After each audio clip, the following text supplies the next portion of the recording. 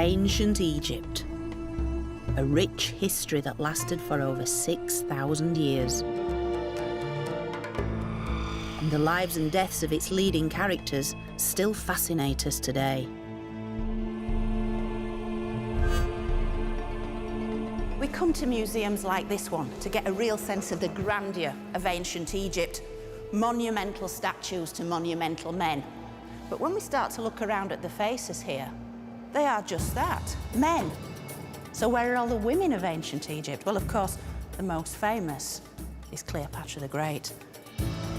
But then we have to go from the sublime to the ridiculous, from the monumental to the tiny, because most of the images we have of the great woman are in coin form.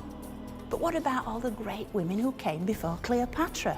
I want to find out who they were. If you know where to look, the story of ancient Egypt is also the story of extraordinary women who left behind an extraordinary legacy. Here she is, Arsinoe, Pharaoh, the goddess. Ancient Egypt was a society in which women had more rights than anywhere else in the ancient world. And I'm going to be looking at 4 of my favourite women of power. Each one a trailblazer who, in different ways, paved the way for the rest.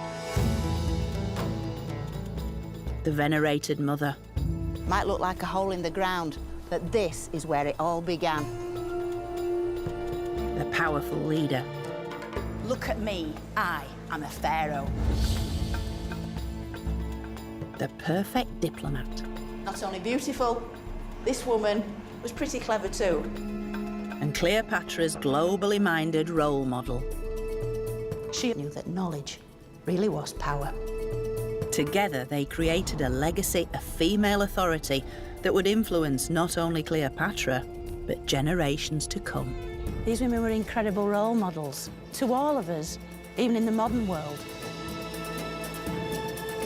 And by telling their story, I'll be taking a fresh look at this great civilization through the eyes of the other half of ancient Egypt. It's women.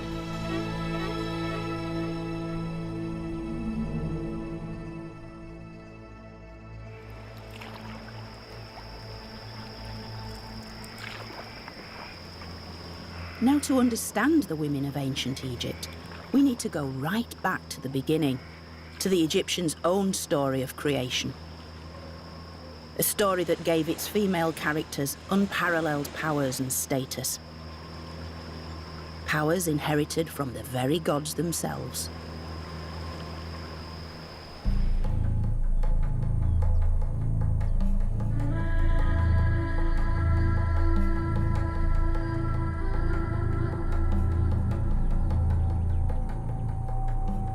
Now, the ancient Egyptians had countless versions of the creation story, but most of them centred on their very distinctive environment, on the life-giving waters of the wonderful River Nile.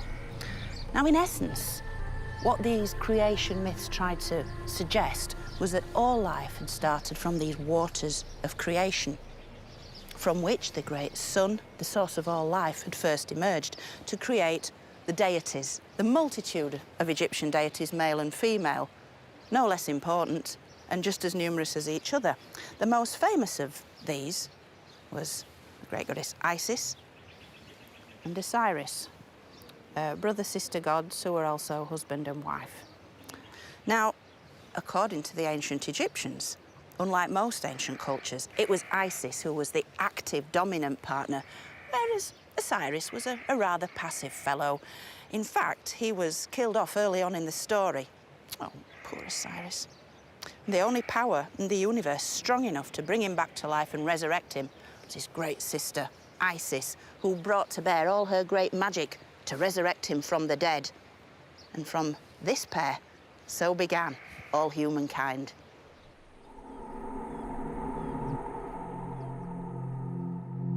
Such stories of Isis, this powerful mythical woman, are in many ways key to understanding how women had such prominence in Egyptian life. For Isis was venerated as a divine mother figure.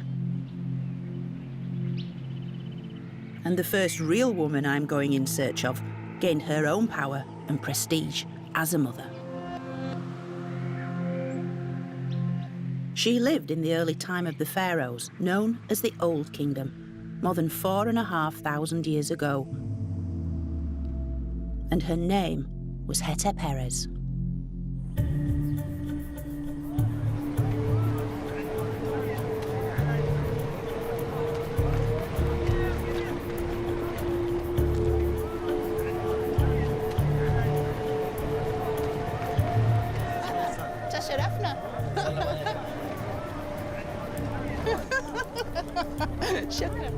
For the ancient Egyptians, death was simply a transition to the afterlife, into which the soul would need to be reborn.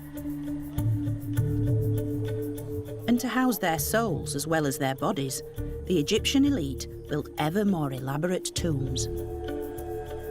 The most spectacular such tomb is the Great Pyramid of Giza, final resting place of the powerful Old Kingdom leader, Pharaoh Khufu.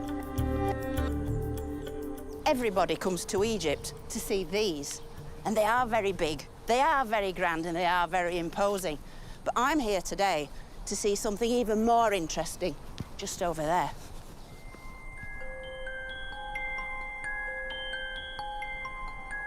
I'm looking for the tomb of Khufu's mother, Queen Hetep-Herès. For as mother of the king, it seems that Khufu wanted her to be buried close by to ensure his rebirth into the next world. So I've come here to find the source, to find the origins of this whole entire site. And it all started here. Might look like a hole in the ground, but this is where it all began. This is the entrance to the tomb of Hetep-Herès, and I believe it was this mother's life-giving force that shaped this entire plateau forever. Now, in Hetep-Herès' day, this landscape was a very special landscape. It was on the edge of the desert where the Egyptians traditionally buried their dead, in the land of the West, the land where the sun set. And yet, at her time, this entire plateau had nothing on it. The rest of this necropolis unfolded as a result of her tomb being here. And it was filled with the most spectacular golden treasures, because 20 metres down this steep shaft at the very bottom is the burial chamber, and Hetep-Herès' personal belongings, covered in gold, were found there in 1925.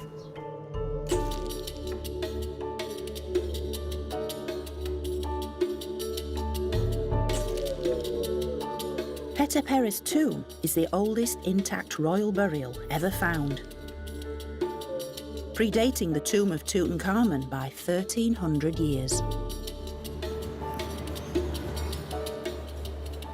And all the contents of that tiny little tomb came here, to this quiet corner of Cairo Museum.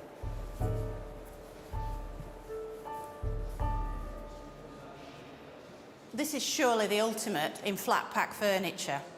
This is the bedroom suite, if you like, of the great Queen Hetep-Herès. It's absolutely stunning. We've got her bed, her silver headrest, one of her gold thrones, and all manner of gold-covered boxes. And among these boxes, a unique collection of jewellery was found.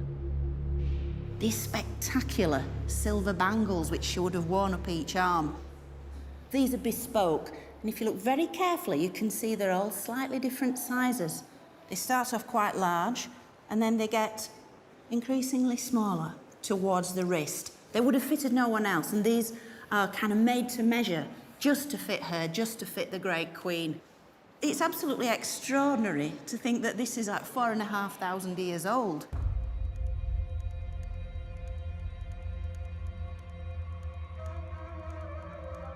As King Khufu's mother, Hetep-Herès was the most important woman in his life. So he made sure that her tomb was filled with all the luxuries she would need in the afterlife. Now, this fabulous gold carrying chair, which was given to Queen Hetep-Herès by her son, is a fantastic work of art. Her titles are inlaid in these fine gold hieroglyphs. Down the back of the chair, inlaid in this dark ebony wood. you can see the little figure of the bee and the plant. And right immediately below that is the vulture. And that means mother. Mother of the king of Upper and Lower Egypt. The next sign is a golden falcon. Follower of Horus. And then scroll right down through all these wonderful titles that Hetep held in her lifetime. Overseer of the affairs of the palace. She whose every command is carried out. Daughter of the god's body. And the last 6 hieroglyphs give us the name Hetep Heres, the woman herself. And in the very final hieroglyph, that's the so-called determinative, which shows her enthroned, and we come face to face with the woman herself.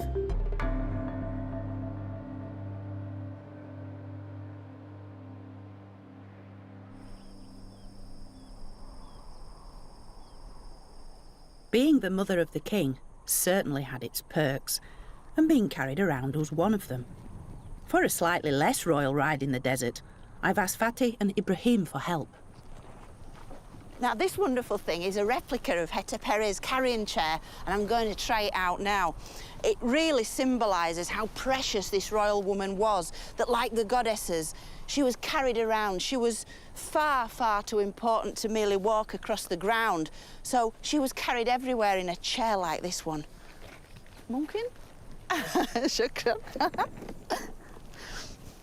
Wahed, Ethnain, Talata, Alpha. This is so good. This is really good. I wouldn't like to go very far in it, though.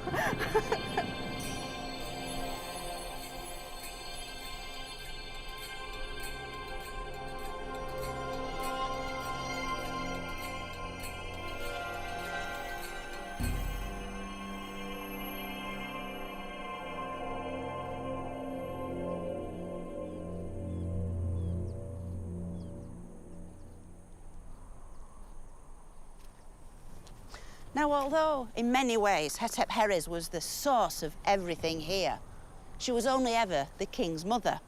She may have given birth to him, guided him throughout his life, and enabled him to enter the next world.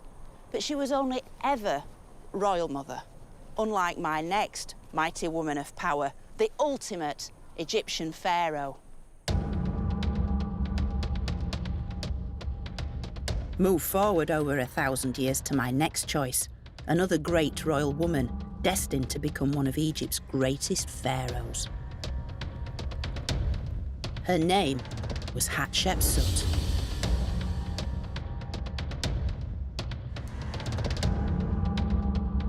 And although at least 15 women are now known to have ruled Egypt as pharaoh, Hatshepsut would really make history as both a monumental builder and a royal warrior.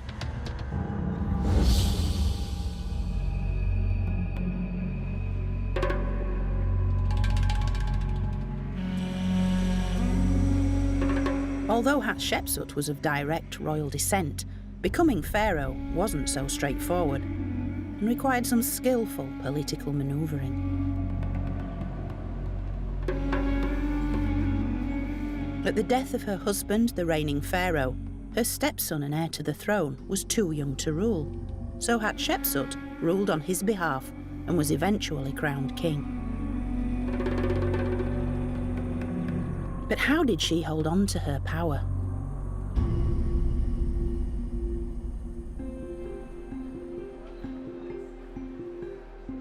Staring down on visitors to Cairo Museum, her intimidating presence can still be felt. All pharaohs had to look the part, but it was especially important for a woman to project herself as the perfect leader. It's all about how you looked. If you looked like a pharaoh, you were a pharaoh. You took on the attributes of a pharaoh, and that's exactly what Hatshepsut's doing here. The correct crown, the tie on false beard, and other parts of the regalia were all meant to emphasise to her subjects, because you're looking at 99% illiterate subjects. They couldn't read royal edicts, they couldn't read any sacred inscription. It was all about the visual. And that is what Hatshepsut was so brilliant at doing, this ultimate in propaganda. Look at me, I am a pharaoh.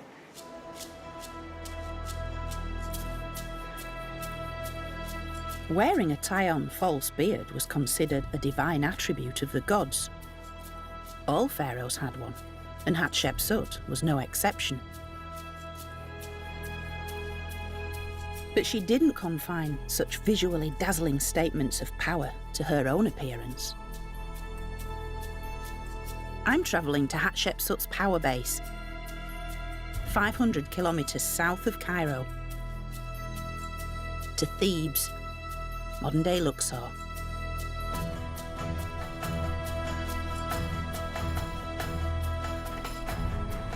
For here, Hatshepsut remodelled the landscape with a whole series of monumental buildings, the most famous, her sublime funerary temple at Deir el-Bahri. Known by its ancient name, the most sacred of sacred places, the temple is one of Egypt's most spectacular buildings, the ultimate eternal monument. Now, seeming to emerge from the foot of the Theban hills, Hatshepsut's temple is a brilliant piece of architecture. Its clean geometric lines contrast stunningly well against the rugged rocks behind them. It's surely one of the most beautiful temples in Egypt and the most fitting place to commemorate the life of the great female pharaoh Hatshepsut.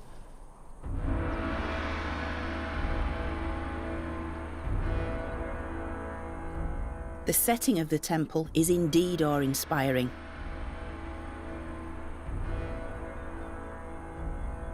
But the reasons behind its construction go far beyond the aesthetic. Now, Hatshepsut built here for three specific reasons. Firstly, it lay directly across from the great temple of the state god Amun-Ra. Secondly, offerings could be left for her soul for eternity, rather than disturbing the peace of her tomb. And thirdly, this place was filled with scenes personally selected by Hatshepsut, illustrating and emphasising her right to the throne. In short, this was a piece of permanent political propaganda.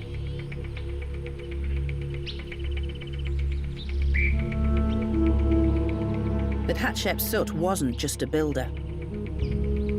She was also a military commander, twice leading campaigns herself against Egypt's enemies in Nubia. And some of the offerings discovered at Deir el-Bahri hint at Hatshepsut's military capabilities. She led her troops into battle on at least 2 occasions. Texts describe her as a conqueror, she who will be a conqueror, flaming against her enemies. This very special thing, it's a votive offering, representative of an axe blade, a copper alloy, and it's inscribed with Hatshepsut's names and titles. And I think, in a single object, it encapsulates this female pharaoh, this woman warrior. It's a wonderful thing.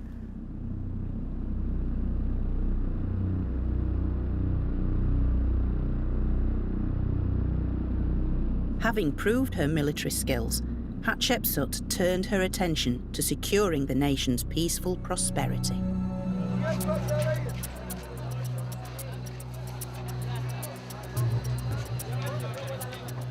She formed economic alliances that brought wealth into her country, trading with kingdoms like Punt to the south on the Red Sea coast.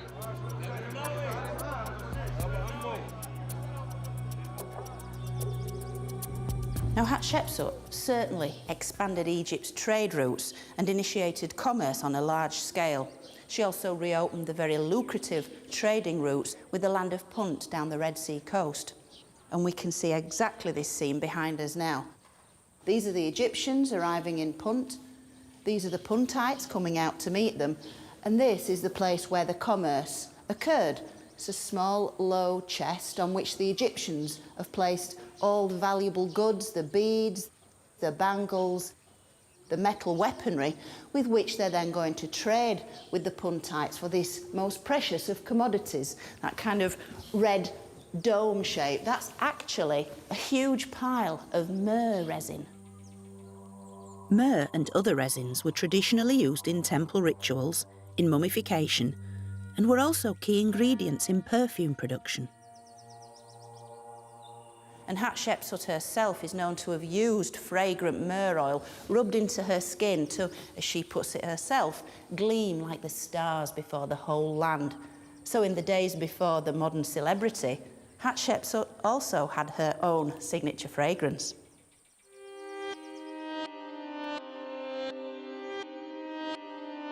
The details in such scenes certainly help piece together how Hatshepsut managed to hold on to power for over 20 years. But through one intriguing object, I can even experience a little bit of time travel. That's quite amazing.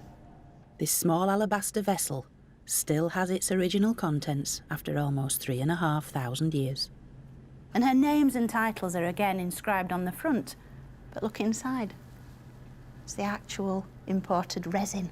This is the stuff that's referred to on the walls at Deir el-Bahri. And here it is. It's amazing. It's as if we can smell the past. We can't just see it, we can't just read the words. It's contained in this very vessel.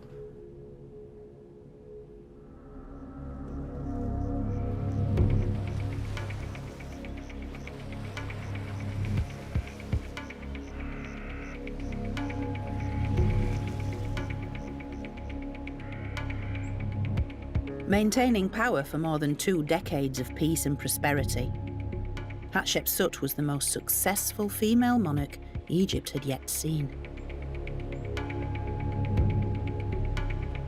And she had proved beyond doubt that an effective leader didn't have to be a man.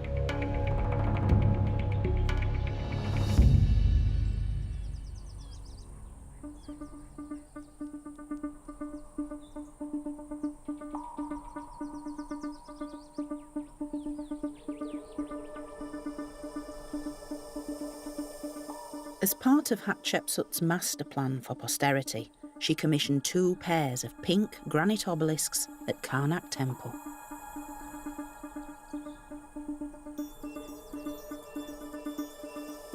At almost 30 metres high, this one is the tallest still standing anywhere in Egypt. In her own words, she tells us why she wanted to set up such striking monuments as a tribute to her father, to the one who made me, she says. And by father, she didn't mean her natural parent, but Amun, the king of the gods, to whom this whole temple is dedicated. Their tops would have been capped with electrum, which is a blend of gold and silver. And the idea is they acted as a kind of esoteric lightning rod to catch the very first rays of the sun at dawn, to transmit that solar power down here into the heart of Karnak Temple, where it could then be redistributed for the good of Egypt.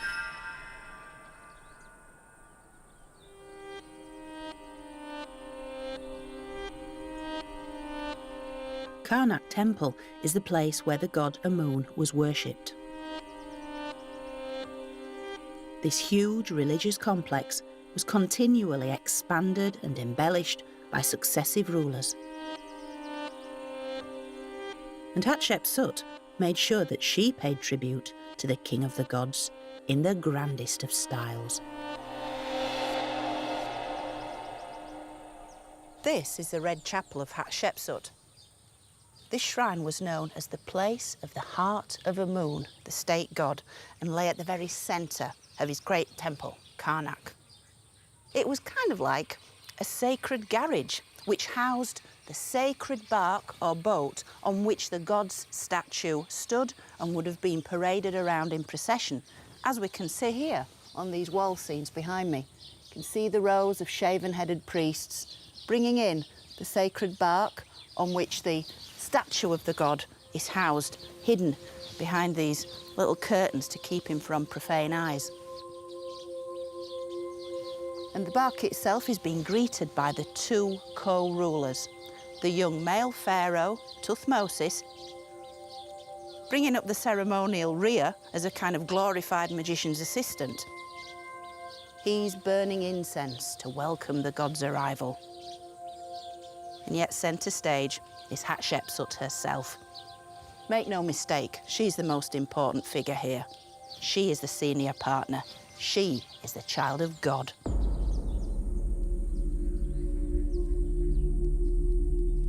Through such lavish endowments, Hatshepsut was demonstrating her veneration to Amun.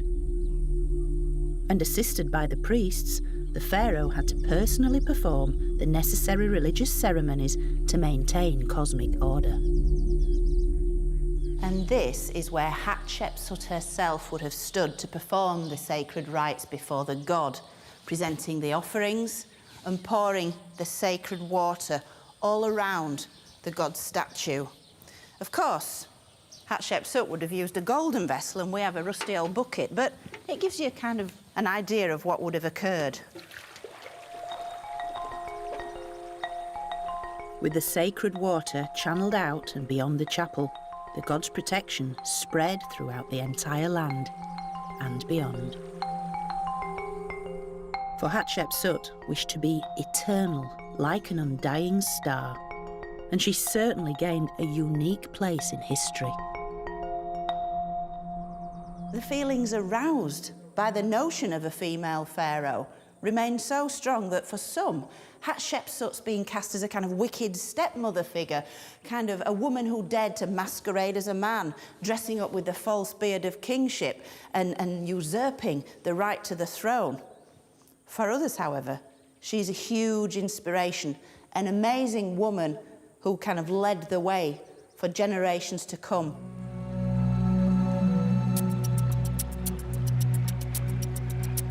Hatshepsut's reign had been a triumph, and yet, at her death, her stepson took sole power, and for now, female rule was over.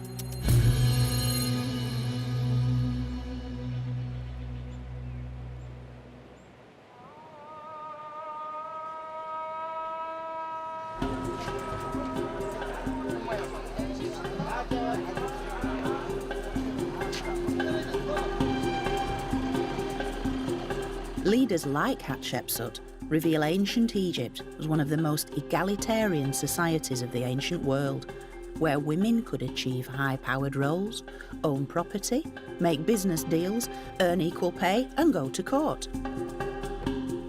It may all sound reasonable now, but it was highly unusual back then.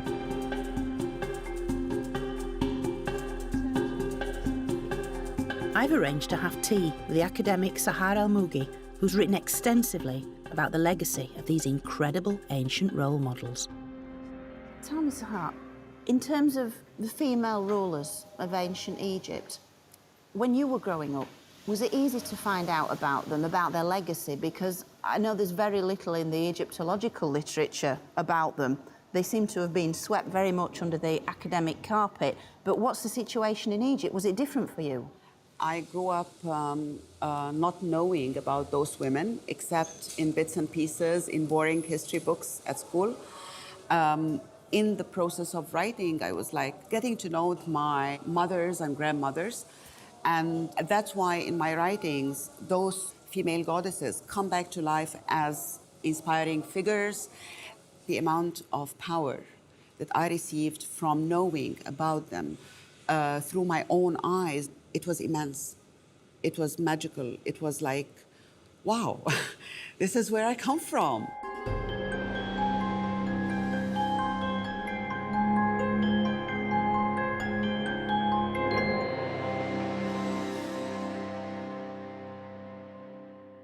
It must be said female pharaohs were quite a rarity, and by the 19th dynasty, a new regime of ex-military men from the north had taken power in Egypt. Men were now very much in control, and the royal women had to find other tactics.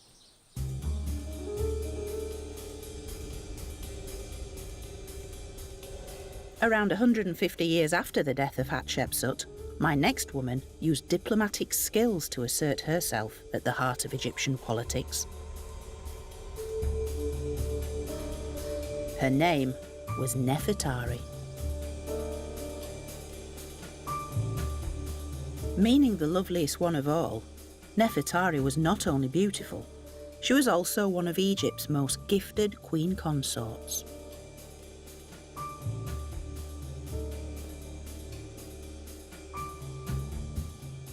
As a very young woman, Nefertari had married a prince who would become one of Egypt's most famous pharaohs, Ramses II.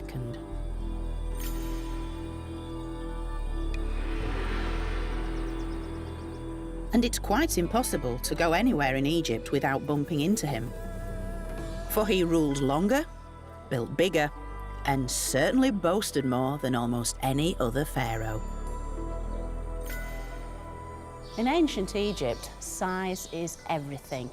And Ramses himself has accurately been described as the giant planet Jupiter, brilliant at a distance, but essentially a ball of gas.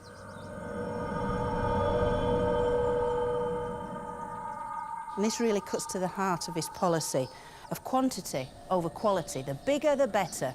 And this is wonderfully expressed by this statue here.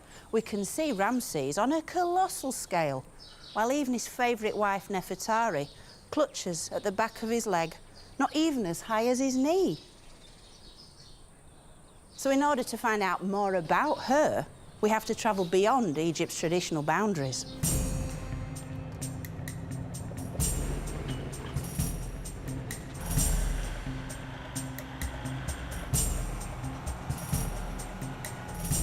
So I'm going 400 kilometres south to tell a different side of this story, to the temple of Abu Simbel.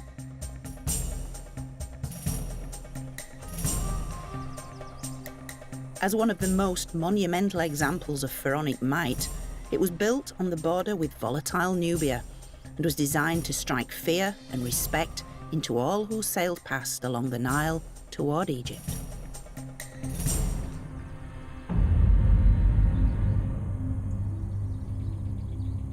This is the temple of Abu Simbel, built by Ramses II during his 67-year reign. And it's typical of the man. It's massive. It's monumental. And yet it's only one of the temples at Abu Simbel.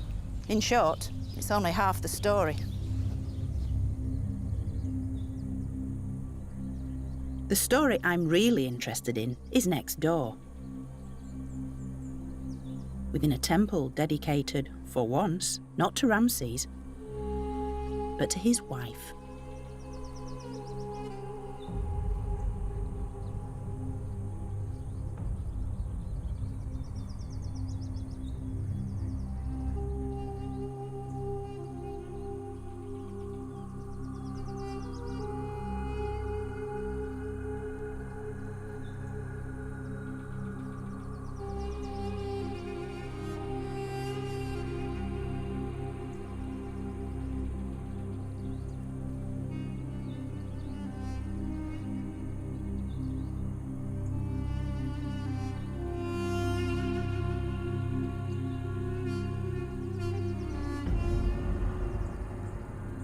And here she is, the great queen Nefertari, standing a colossal 33 feet tall.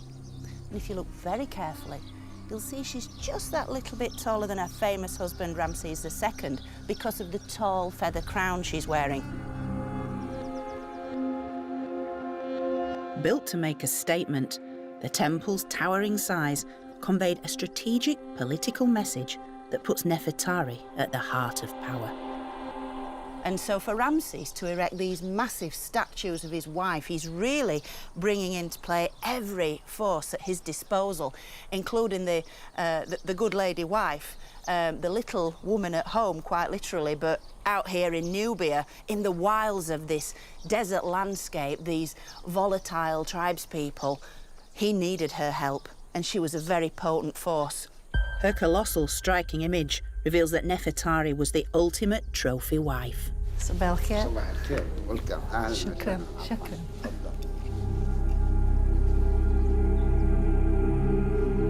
In the interior of her temple, Nefertari appears in a variety of scenes, performing a series of sacred rites, taking an active role next to her husband.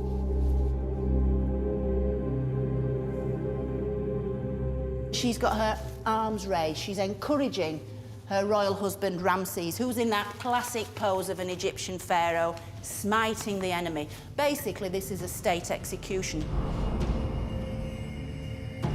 They cower at his feet. He holds them by the top of the head with the hair, and once they're in that position, he brings the weapon down on their head, literally bashes out their brains. And all the while, Nefertari on the sidelines as a kind of royal cheerleader, if you like. Two sides of the same coin, but of no less value than a husband. It's a very, very potent scene. There is definitely no doubt that this was a royal double act.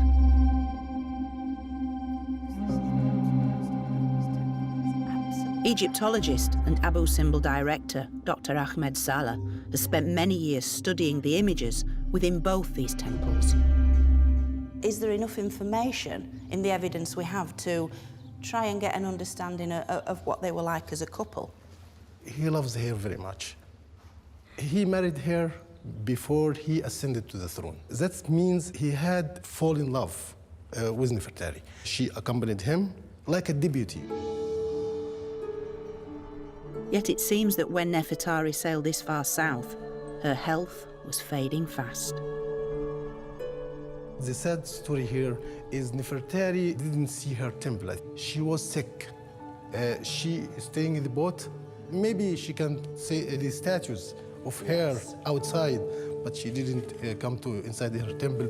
What a shame she could only view the exterior. At least she saw her statues. This is a sad story. It is a sad story. Yeah, I think this is the last time of Nefertari. We are talking about the 24th year of his reign. This is the last year of Nefertari, because when she go back to Thebes, I think she died and she buried there.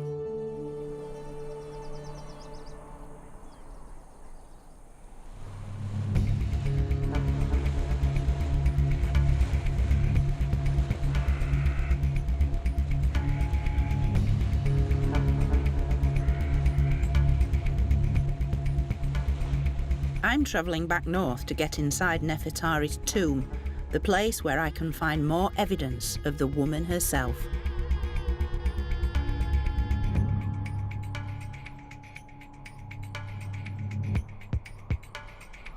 Located in the Valley of the Queens, its scenes are so delicate that access is limited. I've just been given permission to personally unlock the tomb of Nefertari, the great royal wife of Ramses II, and I'm really excited because this is an absolute gem of a tomb. I've only ever seen it once before when I was much younger, so this is going to be a rare treat. That is a big key. Oh, my word.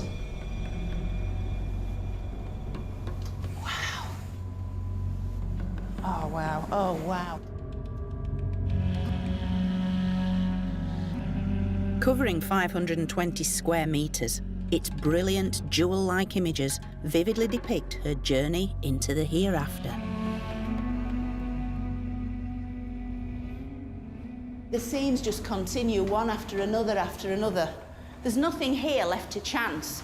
Nothing's thrown in simply as a little bit of pretty decoration. It's like a machine functioning to keep Nefertari's soul alive in the next world.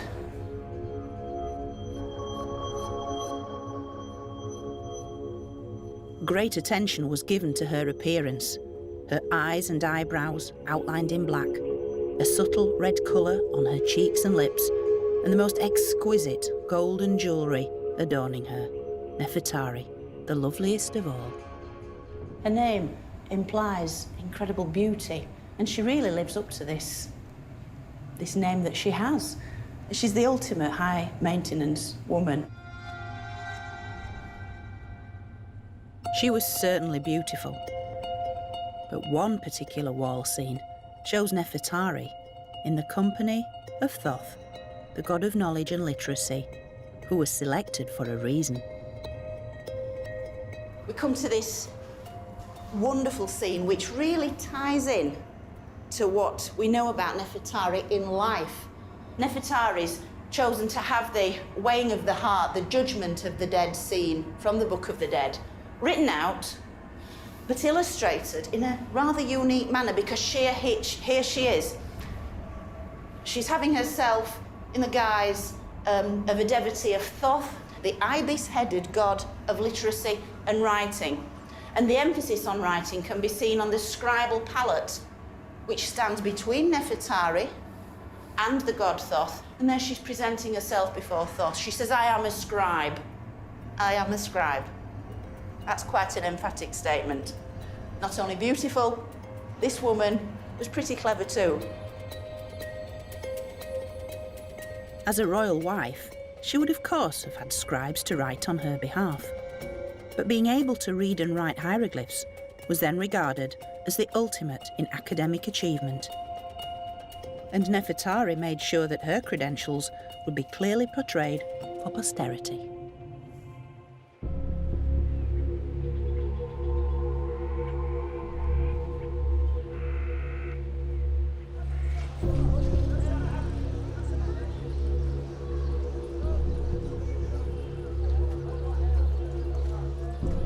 Being the wife of such a domineering husband would also have required a considerable amount of gentle persuasion and soft power. Skills best shown in diplomatic correspondence exchanged with Egypt's great rivals, the Hittites of Anatolia in modern Turkey. Nefertari is known to have corresponded with her opposite number in the Hittite heartland, the great queen Puddaheppa. And it's amazing that one of these very letters has actually survived. Nefertari would have composed her own letter in the Egyptian language, and then a bilingual scribe would have translated it into cuneiform and then embossed it on small clay tablets. This is the exact letter that Nefertari wrote to Puddaheppa. It's obviously a replica, but it really gives a flavour of the very words of our great royal wife, Nefertari. It's full of warmth, full of sisterly felicitations.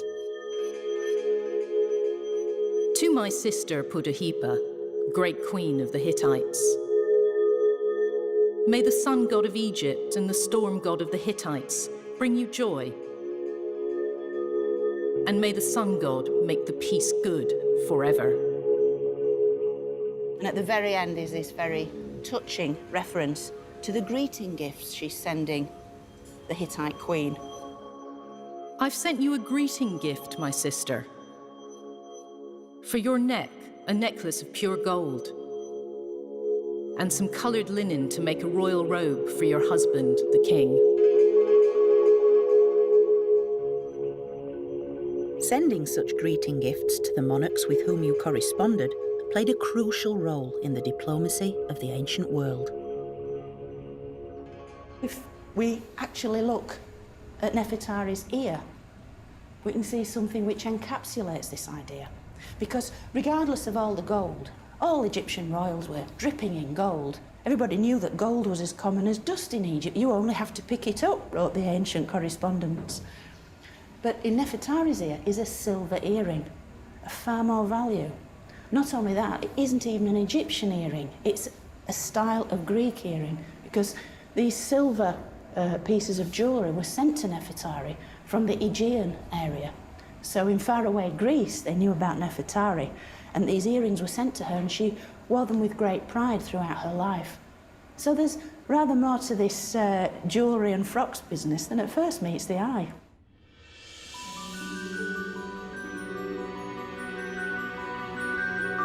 Amidst such jewel splendour, Nefertari was finally laid to rest in the manner in which she had lived, in the most spectacular tomb in the whole of Egypt. I think one of the things that strikes you most emphatically when you catch your breath and calm down and start looking at these things in a more logical rather than an emotional way, you suddenly realise that Nefertari's husband's not here. The great Ramses is nowhere present. He's on every temple throughout Egypt. He's everywhere. And yet, here, in his wife's last resting place, there isn't a single image of him.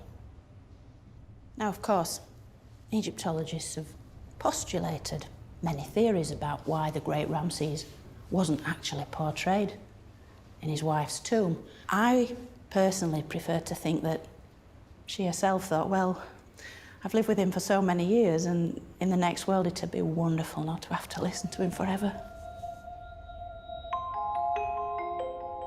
But whatever the real reason, there's no doubting the importance and influence of Nefertari as queen of one of Egypt's best-known pharaohs.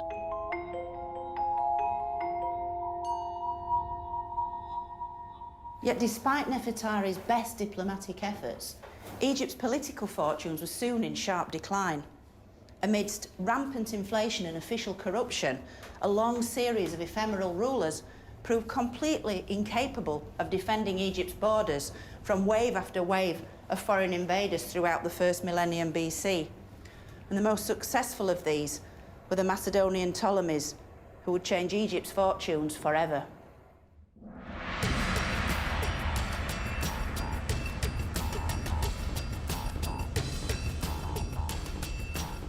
"900 years after Nefertari, a new era in Egypt's history produced the first female pharaoh of the Ptolemies, Arsinoe.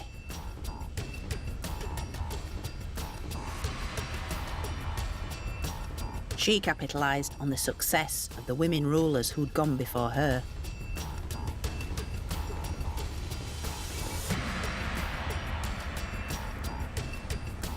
Arsinoe was able to bring together two worlds, the Egyptian and the Greek, building on a legacy inherited from the most famous Greek of them all, Alexander the Great.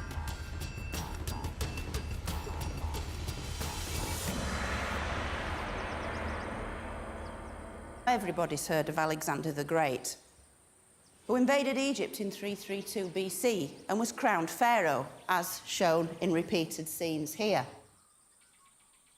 Alexander was then succeeded by his rumoured half-brother Ptolemy, whose dynasty then went on to rule Egypt for the last 3 centuries BC.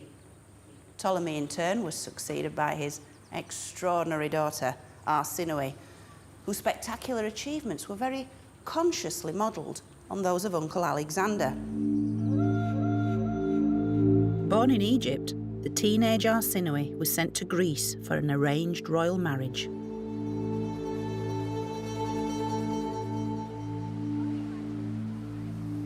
Then, at the death of her husband, the king, and a second disastrous marriage, she fled for her life back to Egypt. But having acquired a taste for power, Arsinoe persuaded her younger brother, the pharaoh, to marry her. He would be her route to the crown. In one move, Arsinoe became ruler of two worlds, Egypt and the Greek Mediterranean.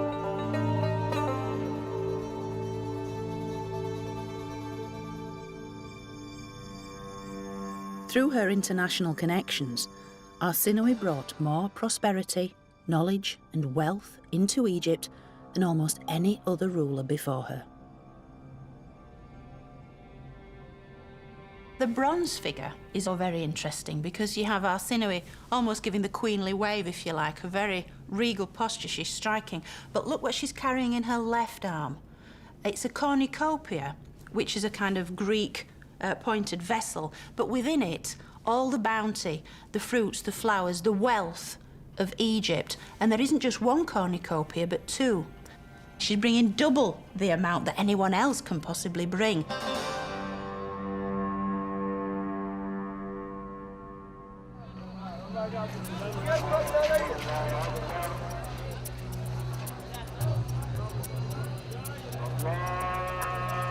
Arsinoe spent much of this fortune in the new royal capital, Alexandria, where her opulent lifestyle was sustained by a continuous flow of exotic imports from as far afield as India and even further east. And as goods like ivory, silk and jewels poured into the country, the rest of the population thrived too, as Egypt became the greatest marketplace on earth. Marcelke? Marcelke, hello. Hello. Marcelke. Marcelke. Quiet? شكرا. well وجدا. Emerald, أيوه. but not real one. ممكن. شكرا. Let's try this one. That's okay. Looking for some fabric. Oh, that's beautiful. بكم? How much? بكام 45 Fixed price? Okay. Well, that's good. So with commerce operating on such a vast scale, Arsinoe and her brother set up a sophisticated bureaucracy to manage the staggering wealth circulating within their empire.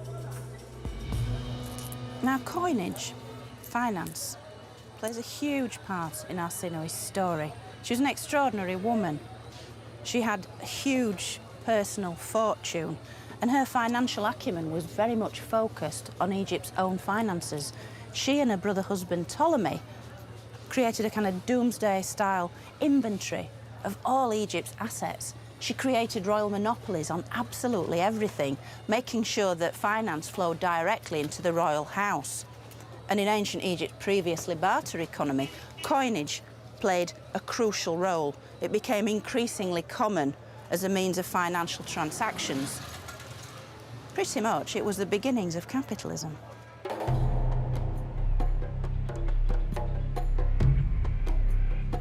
Under Arsinoe, Egypt was once again a land of plenty and wealth. And yet her coins had another very useful purpose, as a means of circulating her agenda.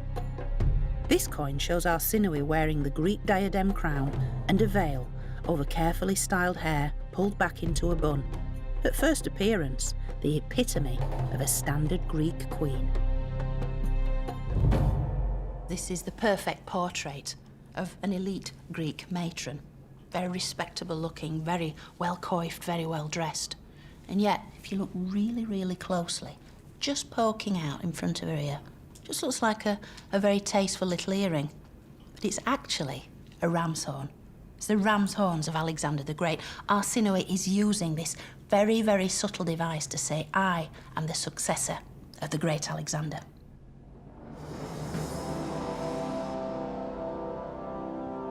As his successor, Arsinoe built on the legacy of Alexander, whose emblems were the ram's horns of Egypt's state god Amun. And so by adopting this symbol herself, Arsinoe was tapping into an ancient force, this single, subtle image confirming her place as the ruler of two worlds.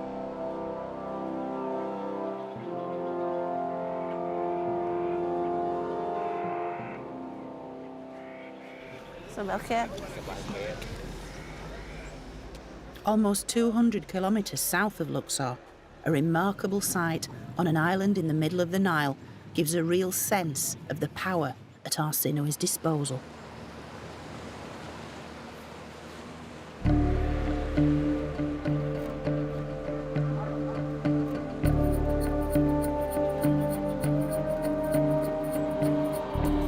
Now we know that every temple in Egypt housed statues of Arsinoe as the resident goddess alongside their traditional deities.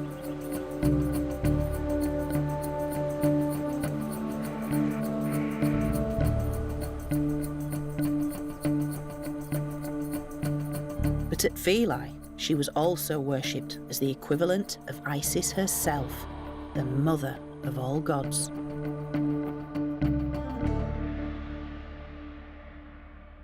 Philae Temple has rightly been dubbed the Pearl of the Nile.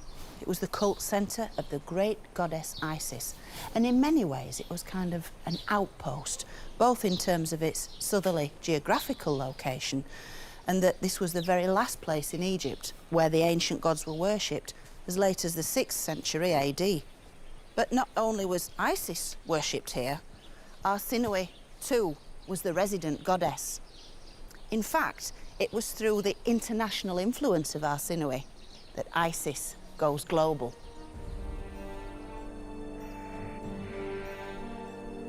Arsinoe's desire to be seen as the active goddess Isis sent a very clear message to her subjects.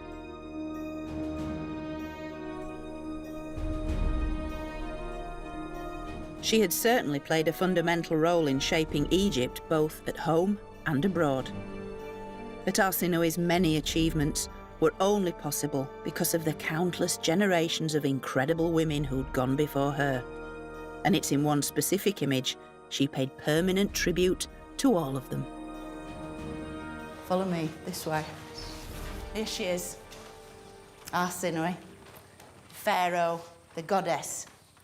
She's got all her regalia on that emphasises just how much power this woman has. And it's the crown, the focus of so much recent research that can tell us so much. We can even deconstruct it to tell Arsinoe's full story.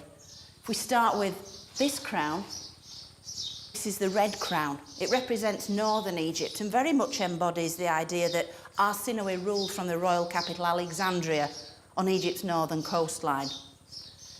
Next of all, we have the two tall feathers at the top and the cow's horns, as worn by the great royal wife Nefertari, wife of Ramses II. And then we move on to the twisted ram's horns. Of course, various forms of ram's horns are associated with the great state god Amun-Ra, a favourite deity of Hatshepsut.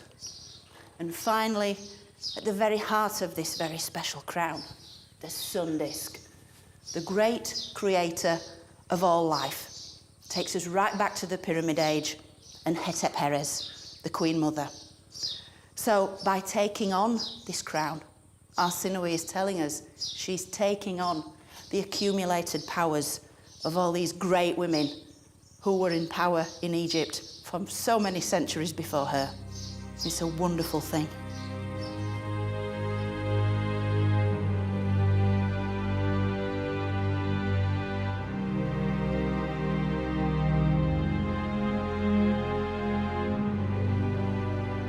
And with this crown later adopted by the great Cleopatra herself, these incredible women had been her guides as she extended Egypt's power across so much of the ancient world.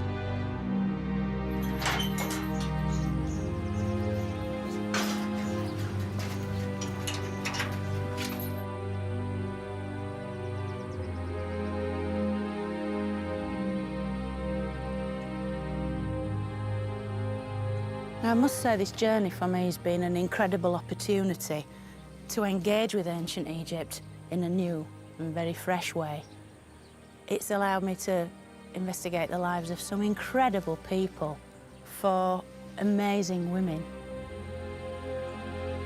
These women were incredible role models to all of us, even in the modern world.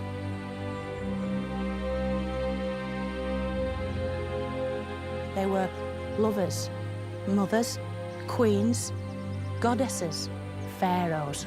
They were incredibly strong, they were incredibly capable, and they underpinned the whole of this fantastic ancient civilization.